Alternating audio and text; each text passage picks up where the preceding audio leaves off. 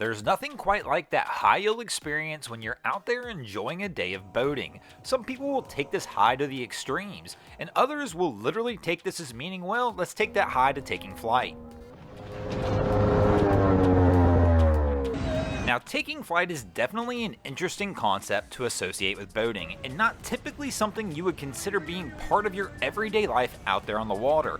But it happens. It happens to the best of us. Sometimes we'll find ourselves in that right situation where the only option we have is to go ahead and get as high as we can.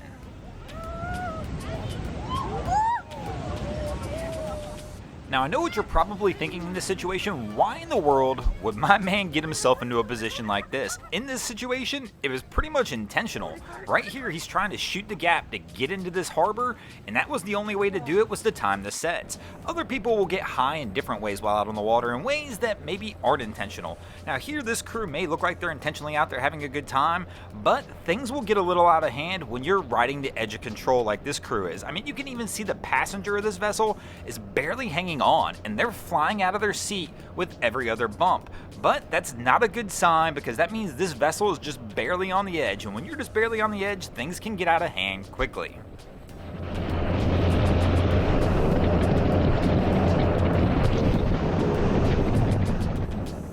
Now, after this vessel takes flight, somehow they're able to successfully land and get it back under control. But it's not just boats that take flight on the water. Of course, we've got aircraft that get out here as well. But when we get aircraft involved and we start dealing with waves and boats, things get a little crazy. It can definitely get out of hand. You've always got to keep your head on a swivel when you're out there on a boat, especially if there's aircraft involved. And you never know when aircraft are going to appear out there on the water. It can come out of anywhere. I've even had this same experience where I was just boating down a channel and all of a sudden a plane landed right next to me. All you can do when you see this happen is try and get out of their way. Remember, you have a little more control out on the water than they do, and especially if they're working out there on the water, you definitely want to give them some room to get things done.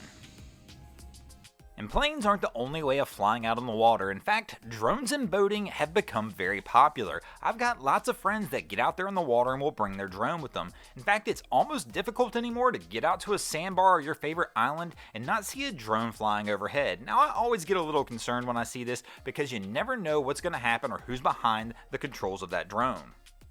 And speaking of getting high out on the water, of course, who can forget the old boating high five?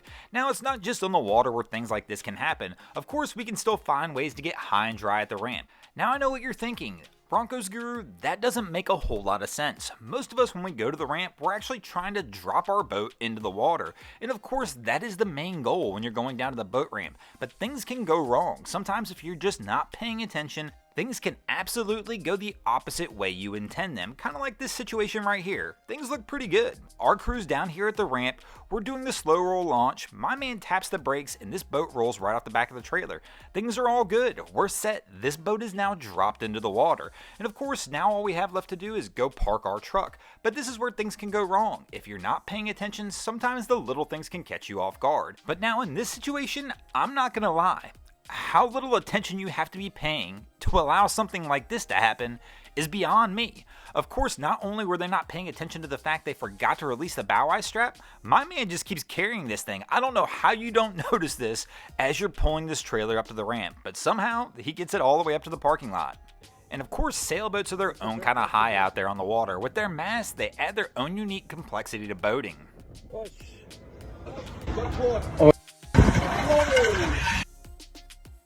As we can tell, some boating highs are good, and we really enjoy that time out there on the water. Sometimes though, those boating highs can be bad. But let us not forget those boating lows are out there as well. So current situation right now, we're sinking. It's rough waters. We're in the middle of the nighttime. The boat is literally taking on water. Oh no. Oh no! Oh no! Oh no! Thanks for watching. I hope you enjoyed this week's episode of Boneheaded Boaters of the Week. If you ever see anything crazy happening out on your waterways, be sure to hit me up on Facebook or Instagram and let me know, and you might see your stories over here. Just like Shaq, Picasso West, Peter Pringle, Remus Cafado, Simon Pick, Kurt Magoo, Robbie Richmond, Chris Rabeal, Gonzalo Machado, Lightlines Good Times, Connor Bell, Alex Brennan, Ministry of Trim, and Connor Beach Outbound did this week.